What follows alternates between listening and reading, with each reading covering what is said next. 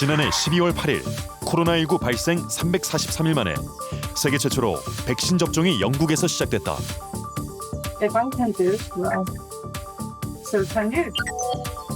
미국, 캐나다, 스페인 등 세계 각국에서 백신 접종을 실시하고 있고 드디어 우리나라도 이틀 뒤인 26일부터 접종을 시작한다. 가장 먼저 아스트라제네카 백신의 구체적인 접종 계획이 나왔습니다. 26일부터 시작입니다. 국내 첫 백신인 아스트라제네카. 안전성과 접종 대상 선정을 둘러싸고 논란도 일었다. 일단 요양시설 입소자와 종사자부터 맞도록 했습니다. 만 65세 이상 고령층은 상황을 좀 더 지켜보고 나서 접종 여부가 추가로 결정됩니다. 코로나19 3차 유행이 다시 확산세로 돌아설지 우려되는 시점에서 이틀 앞으로 다가온 백신 접종에 기대가 모아지고 있다. 코로나 백신으로 우린 다시 평범한 일상을 되찾을 수 있을까? 백신을 둘러싼 논란부터 접종에 대한 궁금증까지 전문가들과 함께 분석해본다.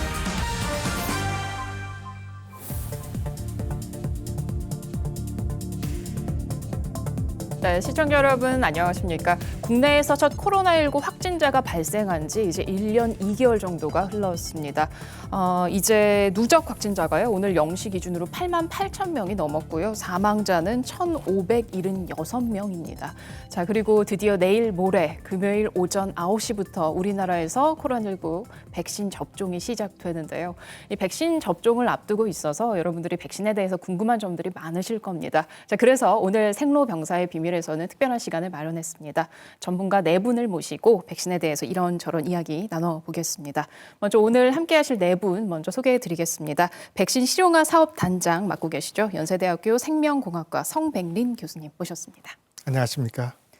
자, 그리고요. 대한감염학회 신종감염병위원회 위원이신 고려대학교 안산병원 감염내과의 최원석 교수님 모셨습니다. 네, 안녕하세요. 자, 백신의 안전성을 심사하고 허가하는 곳입니다. 식품의약품안전처의 김상봉 바이오생약 국장님 모셨습니다. 네, 안녕하세요. 마지막으로 인천광역시 민관합동 신속대응팀장 맡고 계신 가천의대 예방의학과 정재훈 교수님 모셨습니다. 네, 안녕하세요. 자, 우선 지난해 12월 8일이었습니다. 전 세계에서 최초로 영국에서 코로나19 백신 접종이 시작됐는데요. 그리고 우리나라의 백신 접종도 이제 이틀 뒤로 다가왔습니다. 자, 우리나라에서 백신 접종 도대체 누가 가장 먼저 맞게 되는지 어떻게 이루어지는지 좀 짚어볼까요? 네, 아무래도 일단 유사시에 집단 감염 우려가 있는 분들을 최우선적으로 보호해야 된다는 것이 의료계의 공통적인 의견이었습니다. 네. 그래서 대상은 요양병원 그리고 노인 요양시설, 재활시설에 근무하시는 분들 그리고 입소자들 분들이 최우선 순위로서 그 65세 미만이 됩니다. 네. 총 약 27만 2천 명이 대상이 되어 있고요. 접종 방법은 의사가 근무하는 곳이면 직접 접종이 이루어질 것이고 노인 요양시설의 경우에서는 의사가 방문 접종을 할 수가 있습니다. 네. 아울러 주위에 있는 이와 같은 그 상황에 따라서는 인근 보건소도 적극적으로 접종 장소로 이용할 계획입니다. 그렇게 되는군요. 우선 요양병원과 요양시설의 입소자와 종사자가 가장 먼저 대상이고 그 뒤로 이어서는 의료진부터 접종이 시작될 텐데요. 그럼 아마도 최원석 교수님 우선 접종 대상자로 들어가셨을 것 같은데요. 네. 이제 1분기에 한 달 정도 남았는데 1분기 동안에 몇 명 정도나 우리나라에서 접종을 맞게 될까요? 네, 이제 지금 1분기에 정부에서 이제 확보했다, 이제 수입이 결정이 됐다, 공급이 결정됐다고 이야기한 백신의 분량이 130만 명 정도 분량이 됩니다. 네. 그렇지만 이제 3월 말에 들어오는 분량도 있기 때문에 실제 접종이 이루어지는 건 한 75만 7천 명 정도를 대상으로 아마 이루어지게 될 것 같고요. 거기에는 앞서 말씀해 주셨던 요양병원이나 요양시설에 입소돼 있는 분들, 종사자분들, 또 코로나19 환자를 치료하는 기관에 종사하시는 분들, 고위험 의료기관 종사자, 1차 대응요원, 그리고 정신요양이나 재활시설 입소자분들은 이제 요양병원이나 요양시설 입소자하고 함께 다루게 될 텐데요. 네. 이분들을 합쳐서 한 75만 명 정도가 1분기에 접종이 되는 분들이 될 것 같습니다. 알겠습니다. 사실 이렇게 이제 기준이 세워졌던 거는 처음에 코로나19 백신 접종을 계획을 세울 때 우리가 어떤 목적을 갖고 접종을 할 것인가 이걸 정했었거든요. 네. 그 정했던 목적이 첫 번째가 중증이나 사망 위험을 낮추는 것. 두 번째가 보건의료 체계를 유지하는 것, 세 번째가 전파 위험을 낮추는 것이었습니다. 그런데 이제 사실 아주 고위험군인 65세 이상에 대해서 아스트라제네카 백신, 우리가 제일 먼저 쓰게 될 백신의 사용을 유보하기로 했었기 때문에 그 나머지에 해당되는 분들을 이 목적에 맞추어서 순서를 정하고 이제 접종을 하게 되는 거죠. 그렇군요. 그래서 1분기에는 한 75만 명 정도가 접종을 맞게 되는 걸로. 네, 방금 들으셨듯이 우리나라에서 처음으로 접종되는 백신은 아스트라제네카입니다. 이 백신은요, 접종하는 국가를 세계적으로 살펴보면 영국 있고요, 프랑스, 독일 등 40여 개국입니다. 영국을 제외한 유럽 내의 다른 국가들은 65세 이상 접종을 제외하는 걸로 했는데요. 우리나라에서도 이 백신을 65세 미만에게만 접종하는 것으로 결정이 되면서 이런저런 논란이 많았습니다. 우선 왜 65세 이상은 제외가 된 건지부터 짚어볼까요? 예, 우선 처음 도입되는 백신이기 때문에 굉장히 철저한 이 검증 과정을 거치게 되었습니다. 특별히 식약처를 중심으로 해서 안전성과 유효성 검토를 3번에 걸쳐가지고 검토를 했고요. 전문가의 결론은 이렇습니다. 우선적으로 65세를 포함을 해서 이상을 포함을 해서 모든 연령층에 접종이 가능하다. 그럼에도 불구하고 아직 65세 이상 연령층에 대해서는 통계적 유효성을 좀 더 확보하는 것이 좋다라는 의견이 있어서 미국에서 이제 3월 말이면 이와 같은 데이터가 축적이 될 것입니다. 그때까지 유보하자는 것이 의견이 대세였습니다. 아울러 효능이 가장 중요한 고령층에 대해서 이것을 확보하는 것이 굉장히 중요한 이슈고 또 자칫 이 효능에 대한 이슈가 사회적으로 자꾸 논의가 되다 보면은 우리 사회적으로 좀 피로도가 높아질 수도 있고 그럴 경우에 우리 접종률이 떨어지는 이와 같은 일로 번지는 것은 오히려 안 좋다. 이와 같은 생각 때문에 고령층에 대해서까지 접종이 가능하지만 그럼에도 불구하고 3월 말까지 유보하겠다라고 결정을 내리게 된 것입니다. 그렇군요. 근데 또 65세 이상이 고령층이고 코로나19의 고위험군으로 분류가 되고 있습니다. 그렇다 보니까 이번에 첫 접종, 그러니까 우선적인 접종 대상에서 65세 이상이 제외가 되면서 또 이분들이 걱정이 많으세요, 어르신들이. 그래서 이분들은 그러면 언제쯤 접종을 할 수 있게 될까요? 그렇죠. 이제 이분들의 보호가 사실은 백신 접종에 있어서 이득을 최대한 높이는 데 아주 중요하거든요. 그렇죠.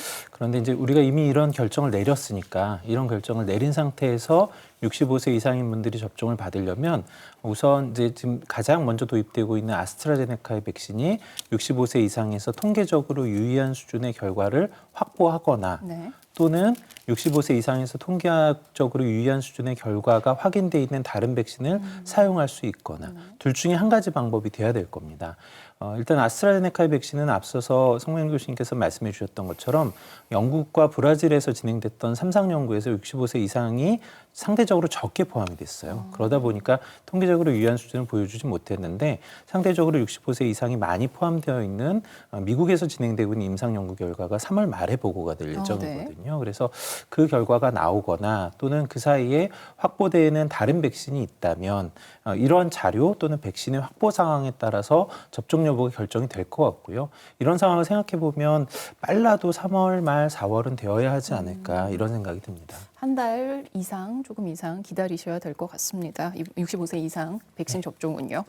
세계에서 가장 먼저 백신을 접종하기 시작한 나라가 영국입니다. 이 아스트라제네카 백신이 영국 백신이기도 한데요. 옥스퍼드 대학교와 또 영국의 제약회사인 아스트라제네카가 공동 개발한 백신입니다. 영국에서는 이 백신을 가장 많이 맞고 있다고 해요. 영국의 현지 분위기는 어떤지 화면 보시겠습니다. 전 세계 최초로 코로나19 백신 접종을 시작한 영국. 1차 접종을 마친 사람이 1,700만 명을 넘어 이스라엘 다음으로 높은 접종률을 보이고 있다. You go in, you very well organized, loads of people to help you, a very nice feeling about the whole atmosphere of the place. No criticism at all. It was perfect. 아스트라제네카 백신의 접종을 65세 미만으로 제한한 우리나라와 유럽 내 주요 국가들과 달리 영국은 모든 성인에게 접종하고 있다. So my view is, from what I've read, is that all the vaccinations will cover me and protect me. So I wasn't really that bothered which vaccination I had. purely because it's an English one. I would have preferred that, I think. But you get what you're given, don't you, really? Anything's better than nothing, I think. 일부 국가에서 고령층에 대한 효과가 논란이 되고 있지만 아스트라제네카 백신 개발 책임자는 효과가 충분히 입증됐다고 강조하며 모든 성인에게 접종을 권고했다.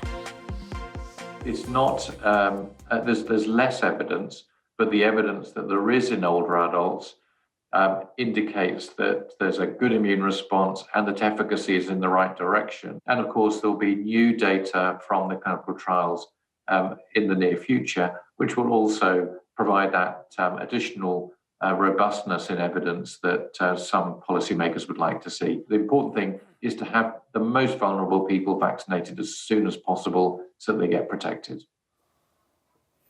네, 영국에서는 이 아스트라제네카 백신을요, 연령 제한 없이 모든 성인에게 18세 이상 성인에게 모두 접종을 하고 있습니다. 그런데 이 아스트라제네카 백신을 두고 좀 논란이 많았습니다. 왜냐하면 뭐 모더나나 화이자 백신에 비해서 예방률이 좀 떨어지기도 했고요. 식약처에서 발표한 이 예방 효과가 한 62% 정도로 나왔었거든요. 그러다 보니까 이거 괜찮은 건가 하는 불안감이 있었어요. 그런데 우리나라에서 이 백신을 또 처음 접종하게 되니까 그런 불안감이 좀 더 커졌는데요. 우선 이 백신 허가가 어떤 절차를 거쳐서 진행이 되는지부터 좀 짚어볼까요? 이 허가 절차는 매우 복합적이고 심층적이라서 쉽게 설명이 좀 어렵지만 네. 시간 관계상 아주 단순화해서 설명을 드리면 동물 시험을 통해서 독성과 효과성을 보고 사람 대상 임상 시험을 통해서 안전성과 유효성을 검증합니다. 네. 그래서 임상 시험 때 사용된 약과 같은 품질의 약이 지속적으로 생산되는지를 종합해서 심사를 하게 되고요. 이 심사를 한 후에 전문가 자문을 통해서 최종 허가를 결정하고 허가 사항을 확정합니다. 이번 코로나19 백신의 경우에는 심사 결과의 객관성과 투명성 담보를 위해서 안전성 효과성 검증 자문단, 중앙약사심의위원회, 최종점검위원회의 3중 자문 절차로 안전성, 유효성 검증을 철저히 하고 있습니다.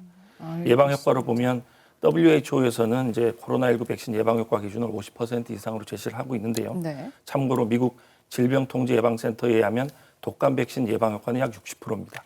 이 50%라는 것도 일종의 자격이나 면허 성격이라서 이 기준을 충족하면 효과는 충분히 있는 것으로 봐야 되고요. 네.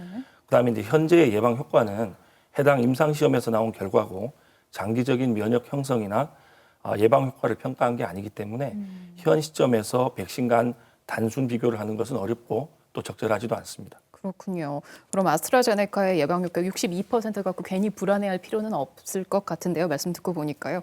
이 아스트라제네카 접종을 65세 이상은 일단은 제외하기로 했습니다만 맨 처음에 식약처에서는 65세 이상도 맞아도 괜찮다고 허가를 하셨던 거죠? 네, 그렇습니다.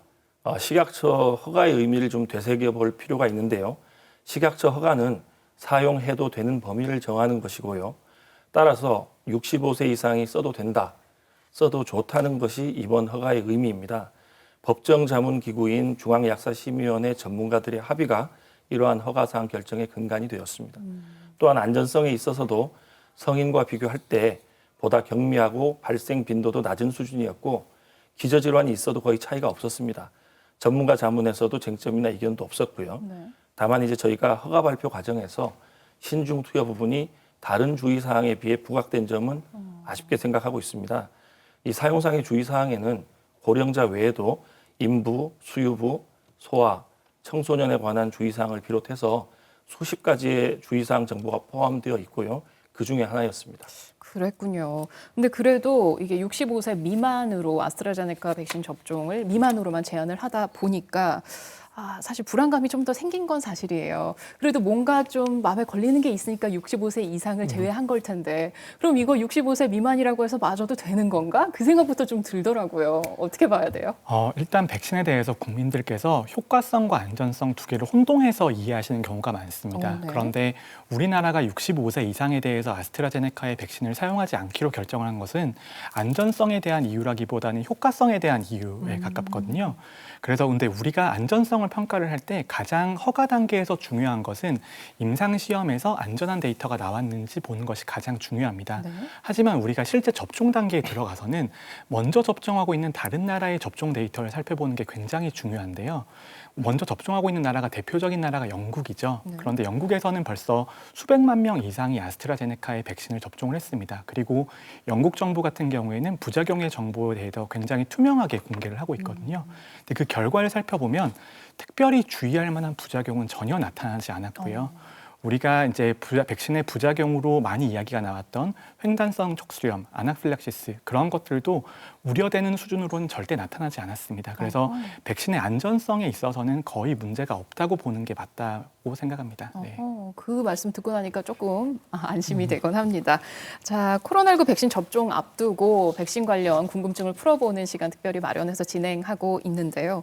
아마도 코로나19 백신 접종을 맞는다 했을 때 많은 분들이 가장 궁금해하실 거는 그래서 나는 언제 맞을 수 있을까 하는 걸 겁니다.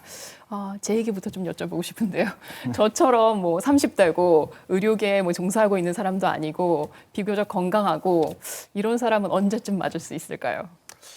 좀 아쉽지만은 지금 30대 건강한 직장인들은 맨 끝순위에 속해져 있습니다.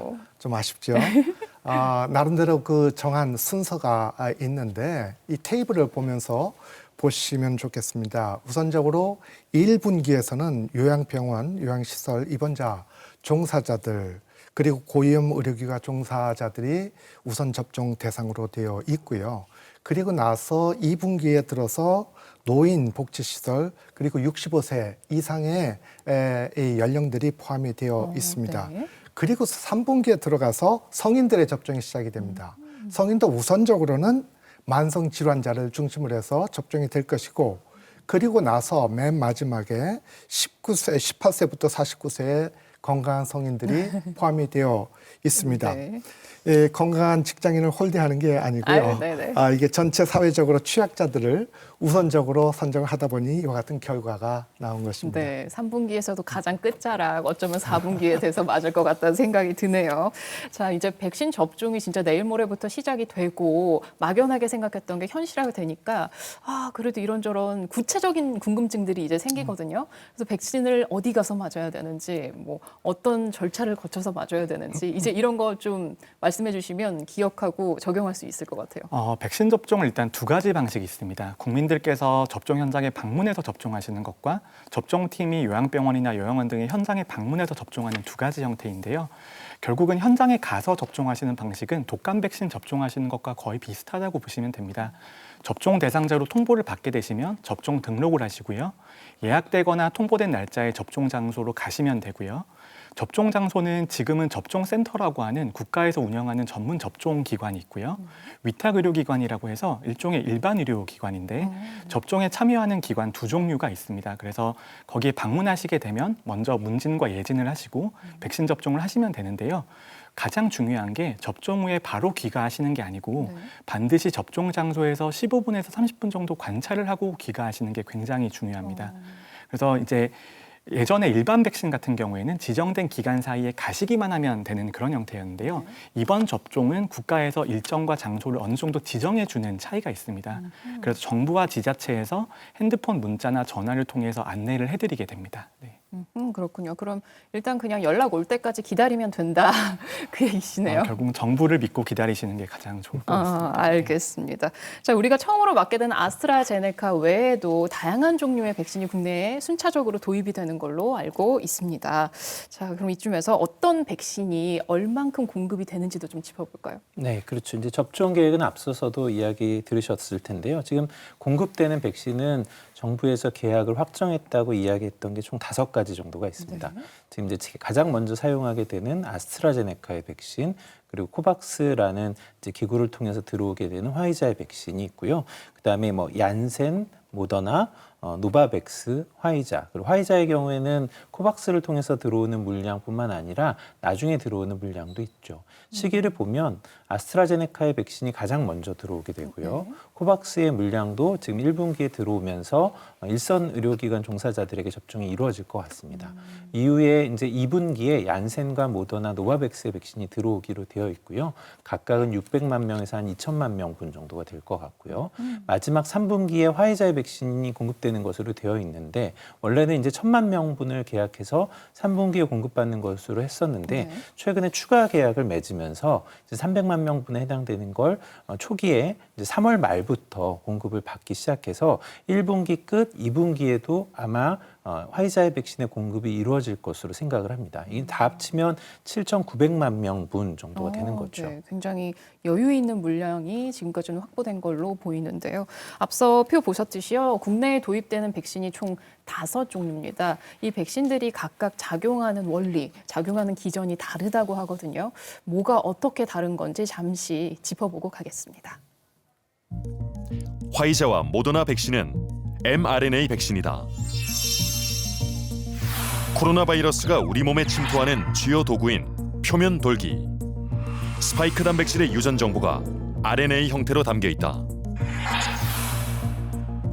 이것을 몸속에 넣어주면 설계도에 따라 똑같은 형태의 스파이크 단백질을 만들어낸다. 생성된 스파이크 단백질은 가짜 바이러스 역할을 하며 면역 시스템을 작동시키고 비세포는 항체를 만든다.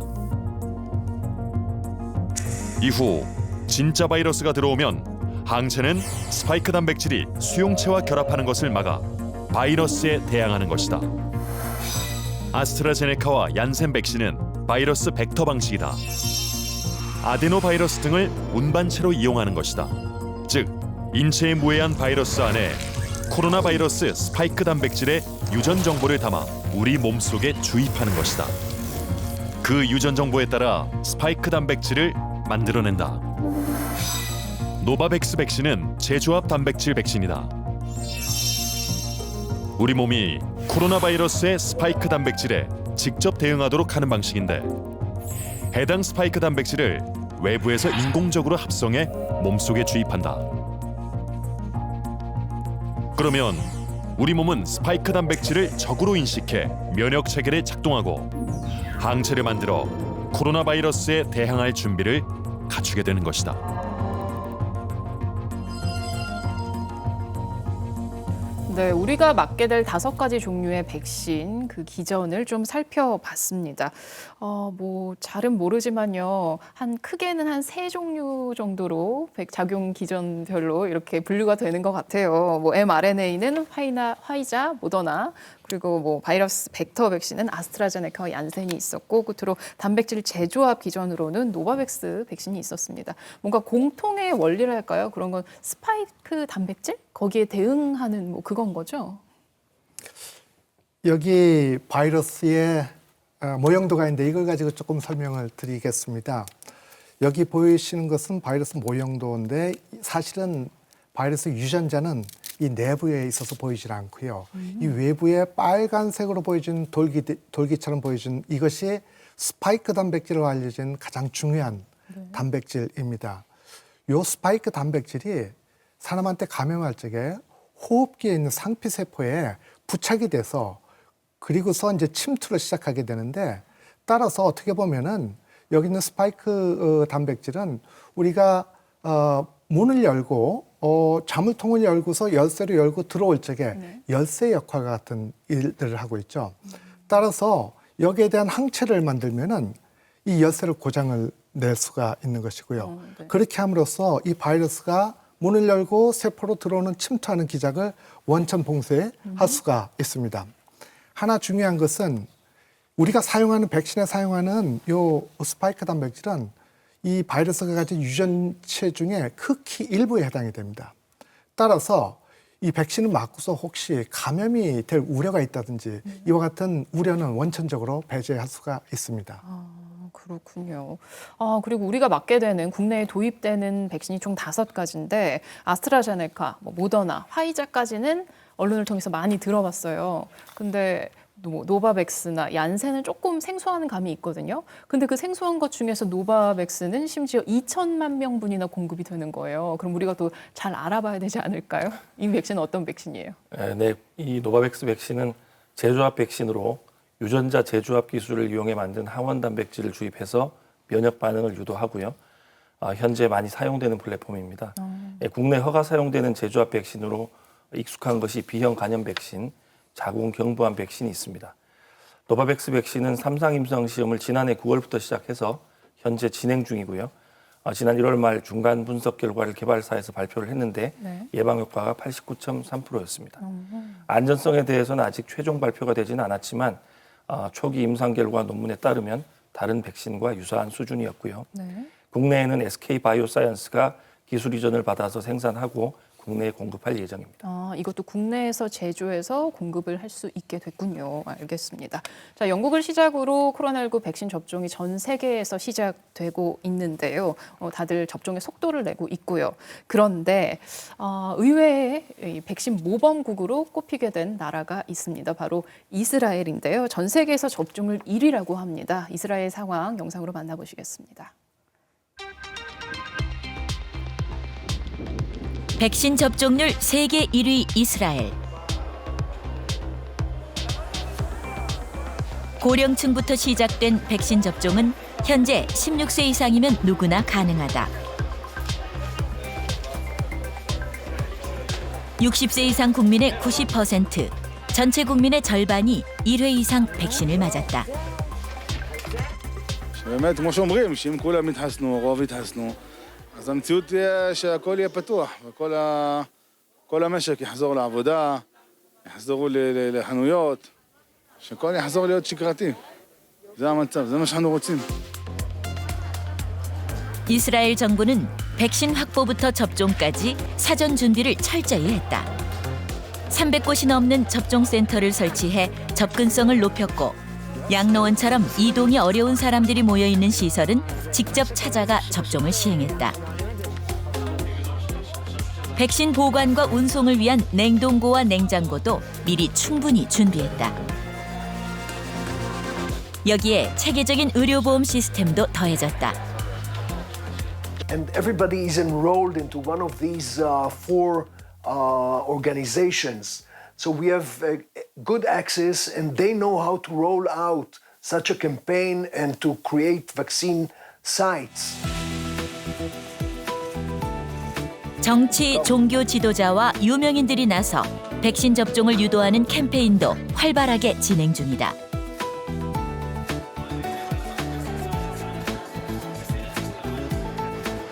심지어 유흥가에 접종센터를 마련해 자정까지 운영하며 접종자에게 무료 음료 쿠폰까지 제공한다. במקרה הכי גרוע זה תופעות לוואי של אי נוחות לכמה שעות. אתם לוקחים על עצמכם סכנת מוות וסכנת מחלה קשה עם אפקטים שיוריים שיכולים להיות לכל החיים. 네, 백신을 승인하고 확보하는 데 있어서는 영국이나 미국이 빨랐는데요. 접종하는 데 있어서는 이스라엘이 가장 발빠르게 움직이고 있는 느낌입니다.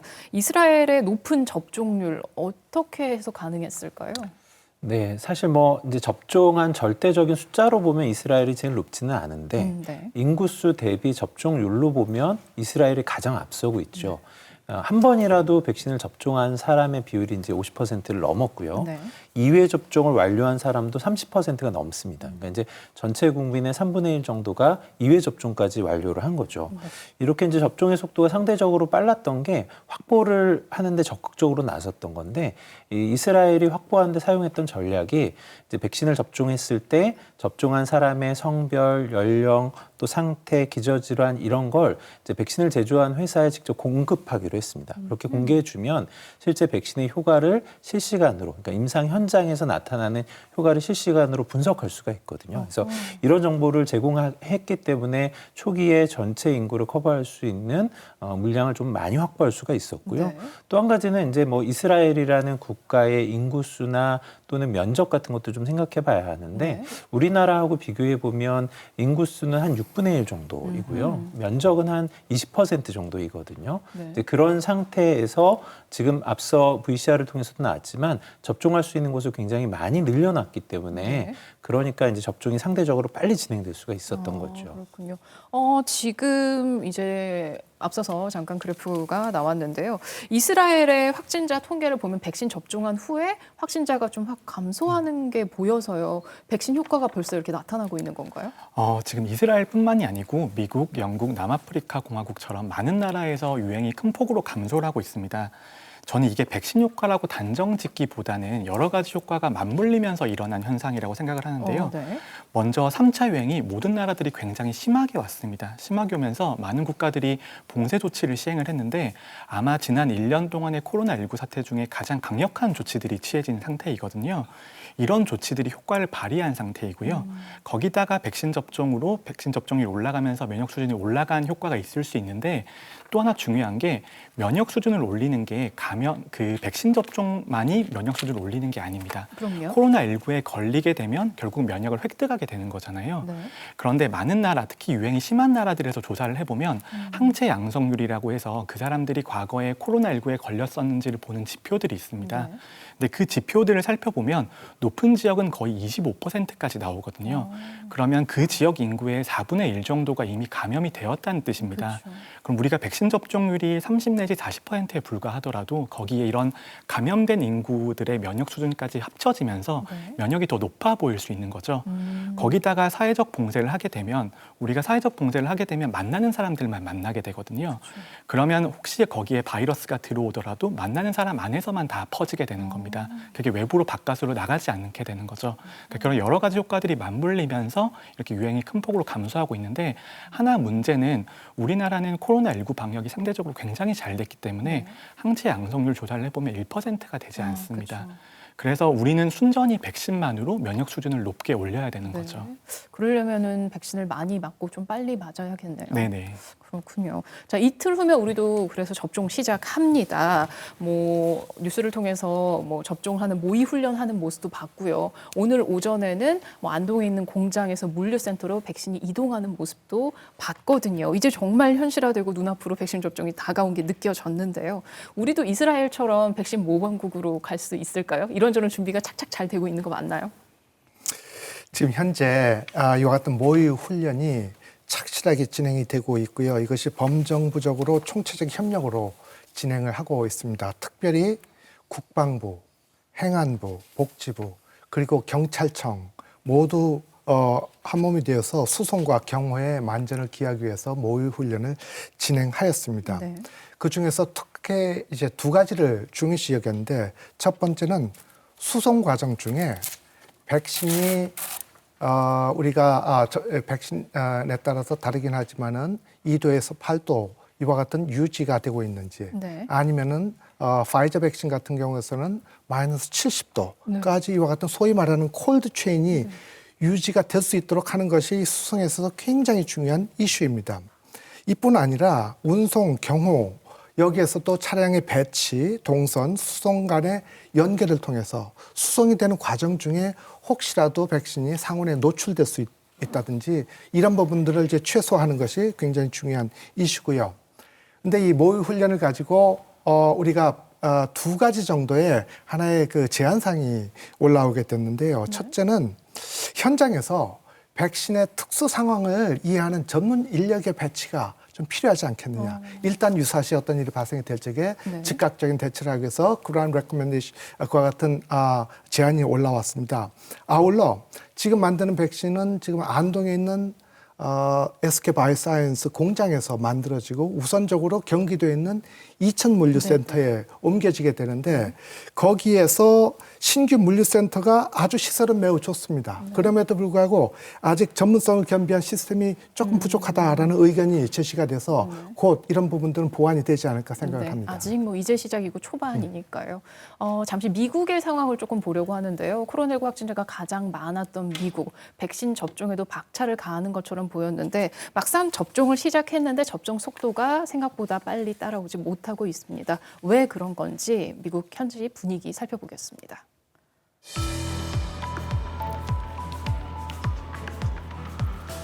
작년 12월 중순 코로나19 백신 접종을 시작한 미국. 대형 약국 체인점에서도 백신 접종을 시작하면서 접종률이 조금씩 높아지고 있다. I feel relieved. Relieved? Yes, I feel happy. How much?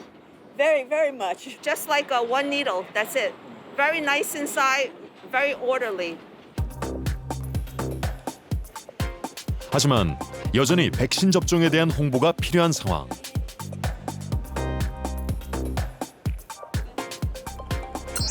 일부 흑인과 히스패닉을 중심으로 백신을 거부하는 움직임이 있기 때문이다.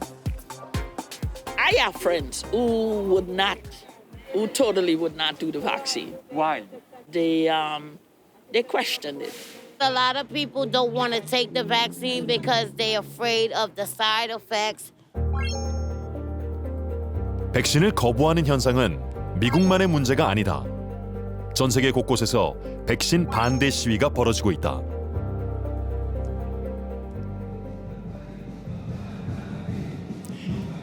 세계 백신 접종률 1위인 이스라엘에서도 일부 시민들이 백신 거부 운동을 벌이고 있다. 이들은 부정부패 의혹을 받는 네타냐후 총리가 3월 총선에서 승리하기 위해 백신 접종을 서두른다고 의심하고 있다. מגינה עליי ומגינה על הקרובים שלי, או שנטילת החיסון מסכנת אותי. המידע הזה לא שקוף, כי הממשלה מפמפמת כל הזמן להתחסן, ומצד שני אנשים יושבים וקוראים באינטרנט ומגלים שיש גם סיכונים. אז הדעות חלוקות. Some people are uncertain. They just don't know. They're afraid. They don't know what the vaccine might do. But this is almost as large a population as we've done for, and in some cases larger, as we've tested anything in a clinical trial. So they've been tested quite a lot before they were released on the public. 네, 백신을 거부하는 운동이 일어났을 정도네요. 근데 그 마음을 전혀 이해하지 못하겠는 건 아니에요. 막연한 불안감 같은 게 있거든요.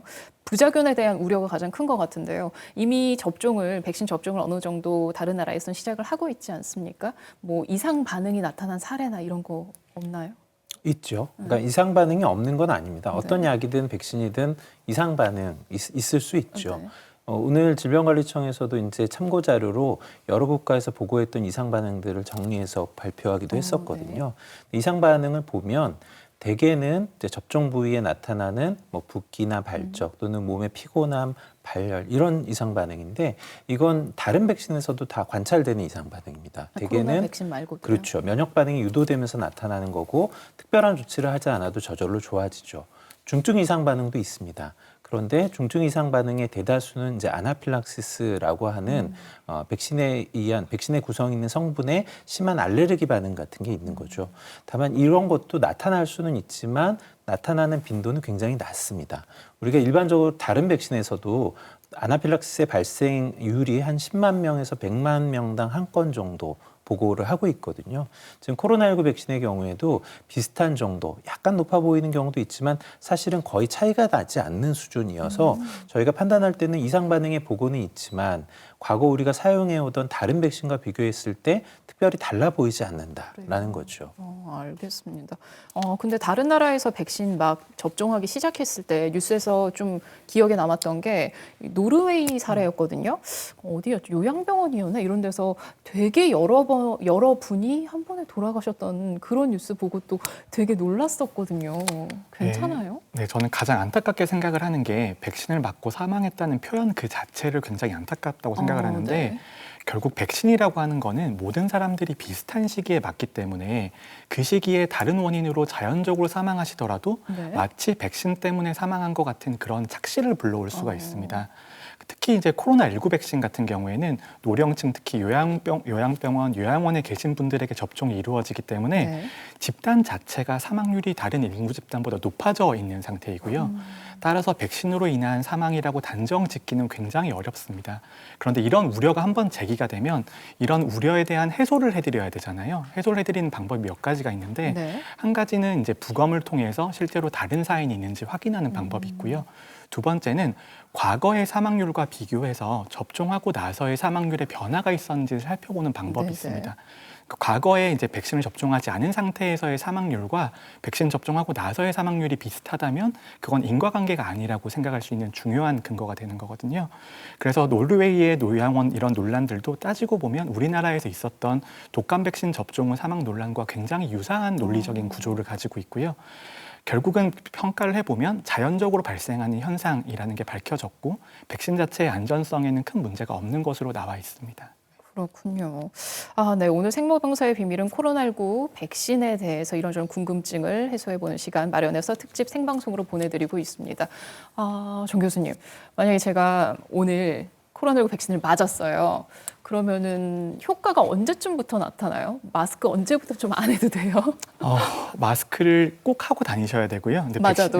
백신이 몸에 들어가서 효과가 발생할 때까지는 적어도 2주 정도가 걸리고 완전한 효과가 발생할 때까지는 3주, 4주 정도가 되어야지 효과가 나오는데 지난주에 굉장히 흥미로운 연구 결과가 나왔습니다. 어떤 거요? 영국에서 이제 아스트라제네카와 화이자 백신을 접종한 사람들이 1회 접종하고 나서 접종하고 난 시간마다 어느 정도의 효과가 나오는지를 살펴본 연구였는데 그 연구를 살펴보면 대부분의 기간, 특히 접종하고 일주일 정도 지나고 나면 다 이제 입원율이 감소하는 효과가 보입니다. 그런데 19세에서 64세의 인구 집단이 접종하고 나서 직후 일주일을 보면 백신 접종을 하면 오히려 더 입원율이 늘어나는 현상이 관찰이 되거든요. 어떻게 그렇죠? 결국은 이제 해석을 하자면 백신 접종했다는 것 때문에 사회적 거리두기를 좀 둔하게 하고 마스크를 착용하지 않은 게 백신 효과가 나타나기 전 시점에 나타나게 된 겁니다. 그래서 오히려 감염 위험을 늘리는 경향들이 발견이 됐거든요. 그래서 접종을 하시더라도 최소한 2차 접종까지 마치고 일주일 정도는 지나셔야지 완전히 보호가 된다. 이렇게 이해하셔야 됩니다. 네, 백신 한번 맞았다고 너무 빨리 방심하면 악영향이네요, 오히려. 네네. 그렇군요. 그리고요, 백신을 한번 맞으면 그 효과가 얼마나 가는지도 궁금해요. 아무래도 뭐 시효가 있을 테니까 그럼 한번 맞고 시효 지나면 또 맞아야 되고 막 이런 건가요? 백신 효능 평가에 크게 두 가지 중요한 요소가 첫째는 얼마만큼 효과가 있느냐, 이것만큼 중요한 것이 그 효과가 얼마만큼 또 지속이 되느냐. 그렇죠. 그런데 아직까지는 임상 결과를 거의 실시간 수준으로 우리가 받아서 제공되다 보니까 현재 백신 효능이 어느 정도인가에 대해서는 우리가 실시간으로 알고 있습니다. 정보를 가지고 알고 있는데 얼마 정도의 백신 효과가 유지가 되느냐, 이건 앞으로 6개월을 기다려봐야 돼요.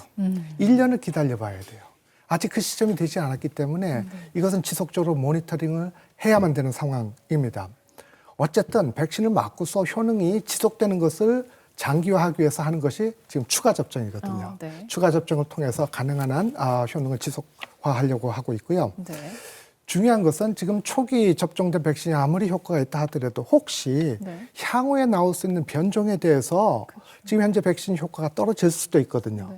따라서 지금 현재 발생되고 있는 변종뿐 아니라 또 향후에 나올 수 있는 또 다른 변종에 대해서 이제부터라도 추가 접종을 위해서 백신 개발을 병행을 해야 되는 시점이 아닌가 이렇게 생각을 합니다. 네, 변이 바이러스 얘기가 나왔는데요. 이거 변이 바이러스 계속 나오면서 지금 백신 효과 있는 건가 봐 기타 등등 여러 궁금증이 더 많아졌어요. 우선 변이 바이러스 어떤 거고 어떤 점이 문제인 건지부터 좀 짚어보죠. 네, 이제 변이 바이러스니까 뭔가 낯설고 새로운 게 나타난 것 같은데 사실은 지금 우리나라에서 유행하고 있는 바이러스도 초기 중국에서 유행했던 것에서 이미 변이가 생긴 겁니다. 이 바이러스는 이제 뭐 많이들 아시겠지만 RNA 바이러스이고 이 바이러스 RNA는 복제하는 과정 중에 잘못 오류가 생기면 이걸 수정하는 걸 잘 하지 못해요. 그러니까 증식을 해나가는 과정 중에 변이가 나타나는 거죠. 변이가 나타날 때 여러 군데가 나타날 수 있지만 앞서서 한번 짚어주셨던 것처럼 이 바이러스의 스파이크 단백질, 그러니까 이제 바이러스가 직접 세포 내로 들어가는데 딱 접촉하는 부위, 그 부위에 변이가 생기는 게 아주 중요합니다. 만약에 이 스파이크 단백질에 변이가 생겨나면 어느 부위에 변이가 생겼는지에 따라서 영향은 좀 다르겠지만 세포하고 더 잘 밀착을 하게 만든다거나 또는 더 증식을 잘하게 만든다거나 또는 백신이나 기존에 생겨 있었던 항체가 이곳에 달라붙는 걸 잘 못하게 하거나 이런 일이 벌어질 수 있는 거죠. 지금 이제 변이가 여러 곳에서 나타나고 있는데 주로 이제 많이 이야기가 되고 있는 게 뭐 영국이나 브라질, 남아공 같은 곳에서 나타나는 변이일 겁니다. 지금 이제 영국에서 주로 문제가 됐었던 변이 바이러스의 경우에는 영국뿐만 아니라 여러 국가, 우리나라에도 이제 유입자가 있었죠. 네. 여러 국가에서 지금 환자 발생이 보고가 되고 있고 이 변이의 경우에는 대개 이제 전염력을 높여주는 형태, 또 최근에 보고는 치명률도 좀 높이는 걸로 알려져 있습니다. 특히 지금 남아공에서 알려지고 있는 변이가 좀 문제가 많은데요. 이것도 세계 여러 곳으로 가고 있는데 특히 이 바이러스, 이 변이가 나타났을 때는 이제 항체 형성이 되었던 것이 효과가 좀 떨어질 가능성이 있는 거죠.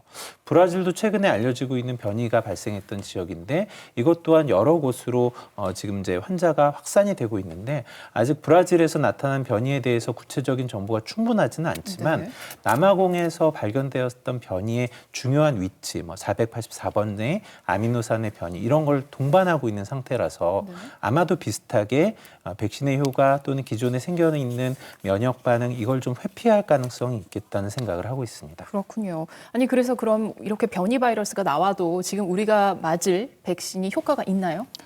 지금 가장 문제가 되는 게 이것인데요.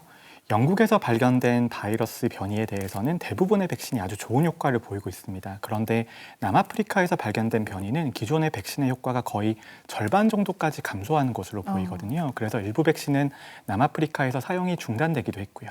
결국은 변이 바이러스에 대응하기 위해서는 백신 업데이트가 필요하게 된 상황인데 지금 만들어진 백신은 코로나 바이러스의 최초의 유행한 형태에 가까운 염기서열을 가지고 있기 때문에 이것을 남아프리카에서 발견된 바이러스 변이 형태로 바꾸게 되는 것입니다. 이렇게 되면 백신의 효과가 다시 좋아질 수 있죠. 근데 문제는 우리가 대부분의 백신들이 2회 접종을 전제로 설계가 되어 있는데 이렇게 되면 한두 번 정도 접종을 더 해야 될 수도 있고요. 그다음에 백신들을 한번 바꿔야 될 수도 있습니다. 그래서 이런 상황에서는 우리가 확보된 물량이 조금 더 필요할 수 있다는 거죠. 우리가 지금 확보된 명수라는 건 2회 접종을 기준으로 확보가 된 것이니까요. 네. 알겠습니다. 자, 이제 내일 모레 코로나19 백신 접종을 앞두고 오늘 궁금증을 풀어보는 특별한 시간 마련했는데요. 끝으로 교수님 마지막으로 국민들에게 좀 백신 접종 앞두고 당부할 말씀 있으시다면요. 네, 뭐 여전히 불안해하거나 또 아직까지 불확실한 면이 많다고 생각하는 분들이 계실 것 같습니다. 뭐 아직 우리가 잘 모르는 것도 많이 있죠. 그런데 처음에 백신이 개발된 이후에 지금까지 지내오면서 잘 몰랐던 것들이 이제 많이 알게 되었고 사실 걱정했던 부분들도 많이 해소가 되고 있습니다. 불확실성은 줄어들고 있다. 그리고 지금까지 보고되었던 백신의 효능이나 안전성의 측면은 기존의 백신들과 비교해 봤을 때 결코 떨어지지 않고 접종하는 것이 충분히 이득이다. 그리고 이득이라는 측면이 개인뿐만 아니라 공동체 측면에서도 이득이 있기 때문에 저는 여러분들께서 백신 접종에 적극적으로 동참해 주셨으면 하는 바람이 있습니다. 알겠습니다. 김 국장님도 간략하게 한마디 해주세요. 네, 식약처에서는 코로나19 치료제 백신에 대해서 그 안전성과 유효성을 면밀하게 또 철저하게 검증해서 또 그 과정을 투명하게 공개해서 국민 여러분들께서 안심하고 접종하실 수 있도록 최선을 다하는 한편 국내 백신과 치료제 개발을 적극 지원하겠습니다. 국민 여러분들께서는 식약처의 허가를 믿고 지금까지와 같이 성숙한 시민의식과 공동체의식을 발휘하셔서 보다 많은 분이 백신을 접종해 주실 것과 그 결과로 하루라도 빨리 코로나 이전의 일상으로 돌아갈 수 있게 되기를 희망하고 또 기대합니다. 감사합니다. 알겠습니다. 일단 지금 가장 중요한 건 백신 접종 빨리 많이 맞아서 집단 면역 빨리 만드는 거죠, 교수님? 예, 백신 접종에서 가장 중요한 것은 접종한 사람이 감염이 안 되는 것. 그것이 가장 중요하죠. 그 외로 부수적으로 중요한 것은 내가 감염이 안 돼서 바이러스가 유출이 안 되기 때문에 그렇기 때문에 실질적으로 나의 이웃을 감염으로부터 보호해 줄 수가 있습니다. 이것이 소위 집단 면역이라는 효과로 표출이 되는 것이죠. 근데 이런 집단 면역이 잘 발생이 되려면은 적어도 인구의 70% 이상이 이 접종을 해야 되는 것입니다. 따라서 우리가 지금 이 시점에서는 많은 논란도 있고 하지만은 우리 우선적으로 접종의 최전선에 나가 있는 의료진 우리가 격려를 해야 되고요. 더 격려해야 될 것은 나와 내 이웃들이 빨리 신속히 백신의 접종에 동참할 수 있도록 격려하고 독려하는 것이 어느 때보다도 필요한 시점이라고 생각합니다. 알겠습니다. 정 교수님, 이제 우리 코로나 백신 접종하고 집단 면역 형성되면 코로나 종식도 바라볼 수 있는 거죠? 일단 코로나19의 종식이란 말 자체가 굉장히 주관적인데요. 저는 코로나19의 종식이라는 게 우리가 이 지긋지긋한 병으로부터 무뎌져서 더 이상 더 특별하지 않게 여기는 상황을 의미한다고 생각합니다. 네. 그래서 만약 거의 모든 사람들이 백신 접종을 하신다면 어느 정도 감염은 이어지겠지만 네. 중환자와 사망자는 생기지 않게 될 거고요. 우리가 공연을 보러 다니거나 아니면 스포츠 경기를 관람하는 것도 가능하게 될 겁니다. 결국은 우리가 코로나의 종식이라는 건 백신 접종으로만 가능하다고 생각합니다. 알겠습니다. 자, 하루하루 기온이 올라가면서 봄이 찾아오는 걸 느낄 수 있습니다. 코로나19 백신 접종과 함께 우리 일상에도 봄이 찾아오길 기대하겠습니다. 함께해 주신 여러분 고맙습니다.